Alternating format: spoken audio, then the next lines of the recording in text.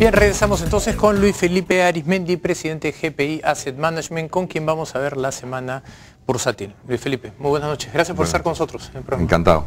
Bien, cuéntanos un poco cómo ha estado la semana. Esta semana han habido 3 eventos interesantes. Uno, se ha mantenido una ligera subida, hoy día no, hoy día ya que estamos en el 1 de mayo, mercados abiertos en los Estados Unidos, en donde pese a que la conmemoración del 1 de mayo nació en la ciudad de Chicago a efectos de una huelga general y una serie de problemas muy fuertes que hubo en esa ciudad, ya hace más de 120 o 125 años, allá no se celebra, es el famoso Labor Day, es otro día. Pero en el resto del mundo sí estuvieron cerradas casi todas las bolsas, incluido la bolsa de Lima.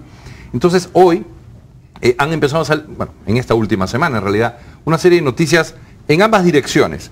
Las positivas, que había una recuperación suave, pero recuperación firme de los precios del oro y de la plata, medianamente del cobre, más bien una ligera caída del precio del petróleo últimamente, aun cuando el día de hoy sí hubo una pequeña caída del precio del oro, que era esperada porque había subido más de, yo diría, casi 8% en los últimos 15 días, que es en términos de la evolución del precio del oro es bastante importante, aun cuando apenas 2 meses atrás estaba por arriba de los 1.600.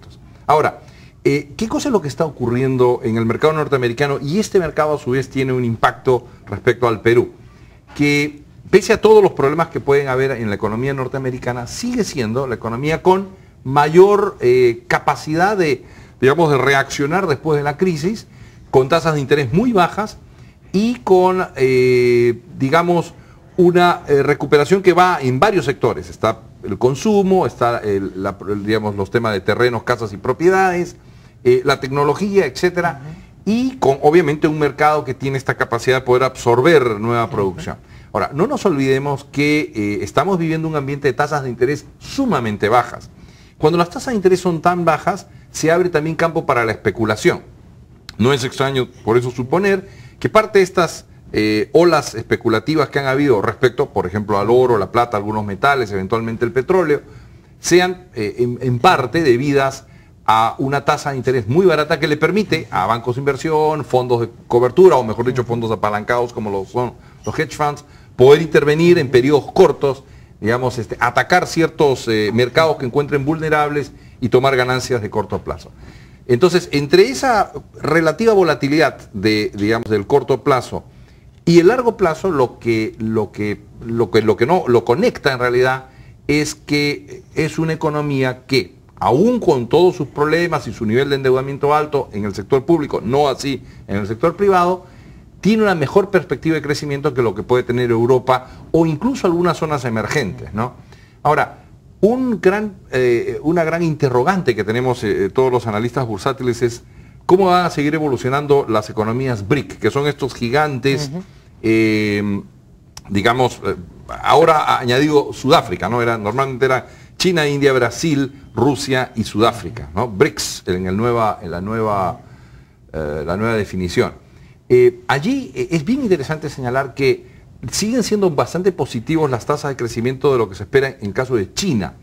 Y acá hay que explicar que 7,5%, 6,5% en China de hoy, siendo ya la segunda economía del mundo, es una cifra monumental, que es muchísimo más grande en términos de crecimiento de banda agregada y de producción de lo que podía ser China creciendo al 12% 15 años atrás, en que era una economía que probablemente era la 10ª parte de lo que es hoy día. Entonces, el tirón de China, el tirón de demanda de China y el crecimiento chino va a seguir siendo importante para América Latina, en particular para las materias primas peruanas.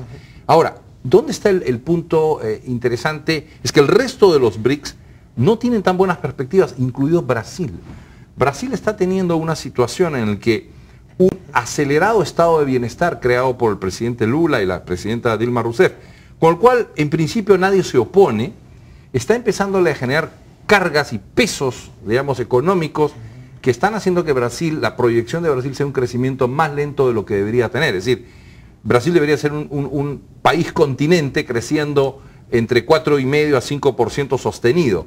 eso le es casi imposible al Brasil. Brasil más bien está apuntando a su crecimiento. Es un país que no ha pasado todavía por las reformas importantes, así es, aranceles, proteccionista, mercantilista, es una economía que no deberíamos de tratar de copiar. Y en realidad no. Y en el caso ruso, lo que pasa es que Rusia tiene un problema de población, de envejecimiento acelerado de su población, que es compartido por toda la zona europea, que obviamente le está quitando algunos puntos de crecimiento en el futuro. Y en el caso de la India, que vale la pena señalar también, es que hay una sensación en la India de que el crecimiento tan grande que estaban logrando la última década en realidad está empezando a agotarse, porque sí mantiene la India todavía un grupo poblacional muy grande en una situación de pobreza profunda y que no logra pasar al nivel, digamos, de una economía de consumo, digamos, robusta. Entonces, uno de los temas que se está discutiendo es qué tan dinámico van a ser estos BRICS. Y esa pérdida de dinamismo de los BRICS está afectando un poquito el crecimiento que tenían los mercados emergentes hace unos años atrás. Entonces, hay una situación como de reacomodo, digamos, de las estrategias a nivel global en bolsa. Diversos analistas locales han señalado que hay una leve pérdida de confianza, por decirlo de una manera, respecto a los inversionistas locales. ¿Eso se está reflejando en la bolsa o todavía? Sí se puede estar reflejando ya un poco por, los volúmenes de transacción en la Bolsa de Valores de Lima han estado bajando, digamos, sistemáticamente. No se le puede echar la culpa a lo reciente, porque lo reciente en realidad es un impacto que hay que terminar de analizar y de digerir, ¿no? Digamos, el evento, por ejemplo, de la compra o no de los activos de Repsol. Pero sí hay algunas señales, ¿no? Por ejemplo, la subida del precio del dólar tiene un pequeño componente de, obviamente, cierta tensión, pero en mi opinión, en realidad se ha debido a que algunos bancos y fondos del exterior, y eventualmente incluso locales, que se habían ido agresivamente cortos contra el dólar en el mercado local, aprovechando el diferencial de tasas sol-dólar, están cerrando posiciones, ¿no? Puede ser también que algunas empresas multinacionales, y habría que ver el detalle de las entradas y salidas de capital en las últimas semanas, estén remesando, aprovechando para remesar ciertas utilidades. Puede ser también que algunas personas estén empezando a comprar nuevamente dólares en función, digamos, utilizando el dólar como moneda de refugio y como capacidad de poder, digamos, invertir en otros lugares si es que eventualmente el mercado peruano se pusiese un poquito más duro, más difícil. Ahora, yo creo que lo ideal sería que esta suerte de pequeña nube que ha habido en los últimos días respecto hacia dónde se dirige la economía peruana se pueda resolver rápidamente. En realidad no es mucho más difícil que tratar de seguir el camino del régimen económico que pone la Constitución. Y mal que bien todas las cosas buenas que se han hecho en el pasado. Innovar en temas de política económica es a veces arriesgado, y cuando uno innova solamente se da cuando surgen algunos genios económicos muy de cuando en cuando en el mundo, ¿no? Cada 30, 40, 50 años surge alguien con la capacidad de poder cambiar un poquito las cosas y volver a obtener, digamos, una dirección y un crecimiento. Pero ¿no? Frente a la alternativa, el status quo ya sería positivo, ¿no? Sí. Por eso es que muchas veces en Europa, por ejemplo, muchas veces los partidos conservadores ganan porque la gente prefiere lo conocido sobre, digamos, malo conocido que bueno por conocer. Como ¿no? vienen las cartas, esperar reformas que sean efectivamente de segundo y tercer piso es bastante improbable, ¿no? Es improbable, pero curiosamente sería mucho más útil para la población. No, evidentemente. Es que acá hay una cosa, acá hay un concepto equivocado en el manejo del Estado, que es creer que el Estado lo puede hacer todo y que la sola presencia del Estado resuelve los problemas. Y no es así.